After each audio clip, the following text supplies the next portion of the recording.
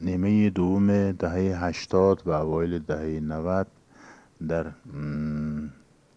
سابق اتحاد شوروی، در تمام جمهوری های سابق شوروی می جمله در تاجیکستان، یک دوره خاصی بود، دوره خیلی حساس و سرنوشت ساز.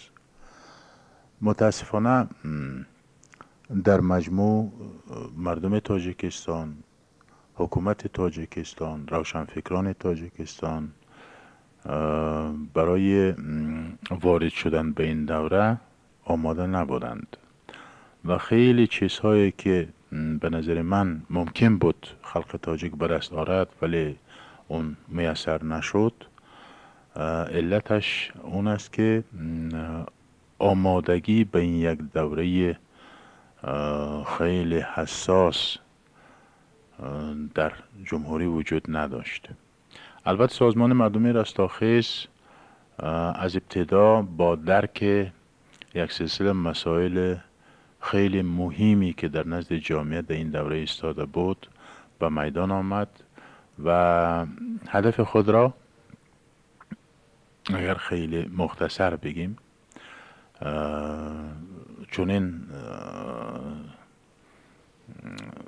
در پیش خود گذاشت که ما باید برای به دست آوردن استقلالیت دولتی تاجیکستان تلاش بورزیم و من فکر می کنم که این یک نهضت مردمی که نه تنها برای تاجیکستان بلکه برای تمام جمهوری های سابق شوروی، تمام خلق های سابق شوروی خاص بودن. همه اونها برای این تلاش کردند و امروز هم خلق های سابق شوروی، تمام جمهوری ها در همین مرحله قرار دارند، یعنی مرحله به دست آوردن استقلالیت دولتی و ایجاد یک دولت مستقل ملی.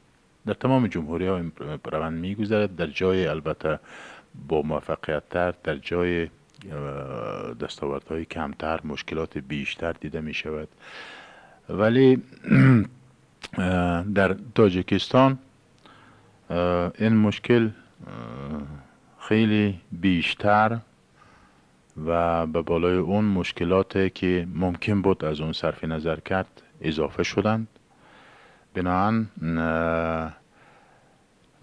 تاریخ رستاخیز، تاریخ فعالیت های 5 ساله رستاخیز این یک تاریخ پرپیچ و تاب است، ولی رستاخیز از همان آغاز هدف خود را خیلی روشن و واضح در پیش گذاشته و برای اون با شیوه هایی که در برنامهش ذکر شده برای اون تلاش کرده که مهمترین شیوه کارش شیوه فعالیت های سیاسی و قطعیاً رد کردن همه گونه شیوه های زوری و زورآوری بود. با این راه رفته و امروز هم صرف نظر از مشکلات زیادی که در نزد رستاخیز و در مجموع در نزد مردم تاجیکستان ایستاده است، این سازمان برای نائل شدن به هدف خود مبارزه خود را دوام می‌دهد.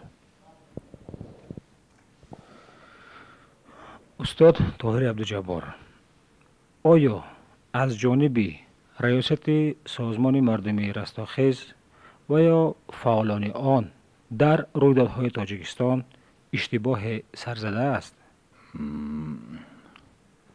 البته این موضوع خیلی پیچیده است و اگر بگوییم که رستاخیز در فعالیت خود هیچ گونه اشتباهی مرتکب نشده، همچنان فکر میکنم درست نخواهد بود.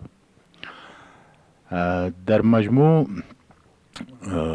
من فکر میکنم که در تاجیکستان قشر روشنفکر تاجیکستان و من جمله سازمان رستاخیز شناخت کافی در محیط جامعه خود نداشت.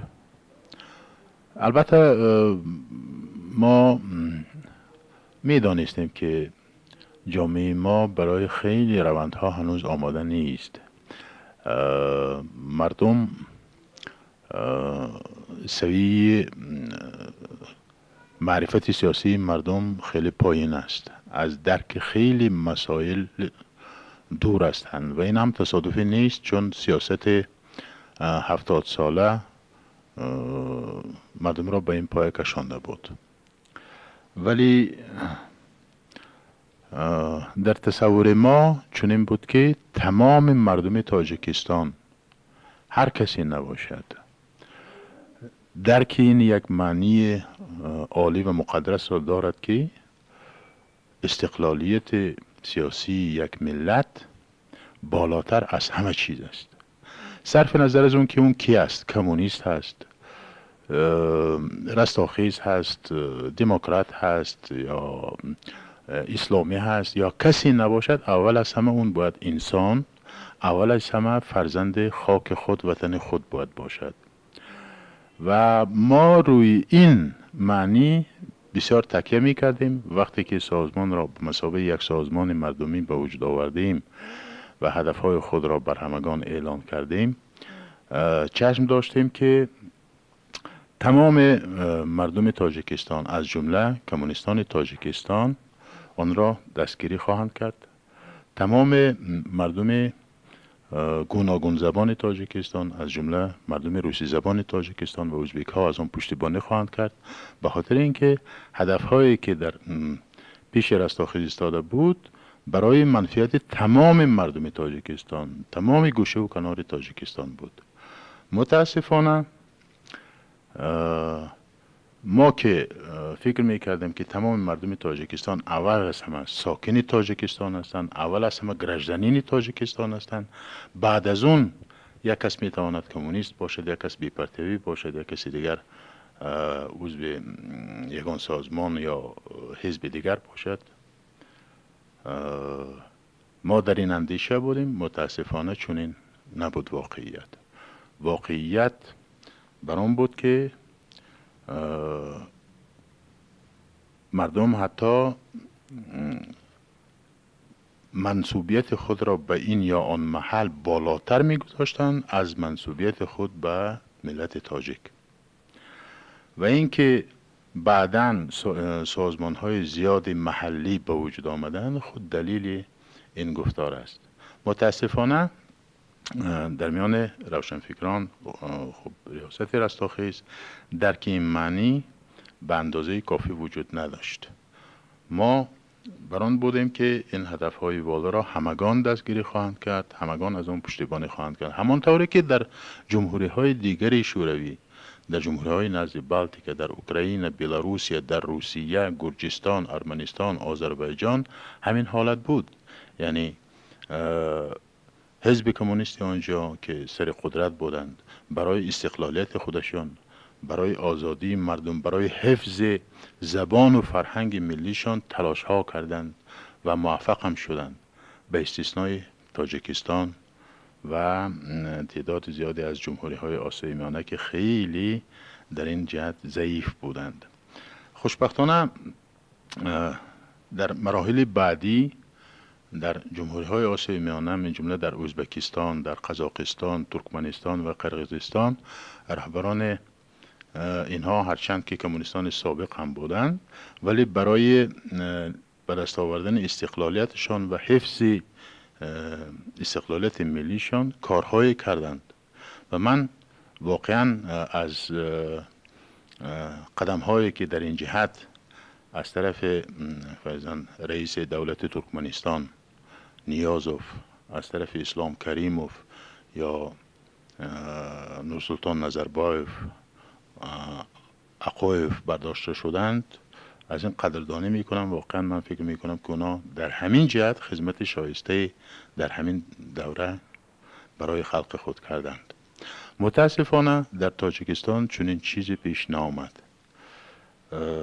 حزب کمونیست تاجیکستان نشان داد که اون از درک وضع پیش آمده، از درک منفعت‌های ملی و منفعت‌های عالی خلق خود خیلی دور است.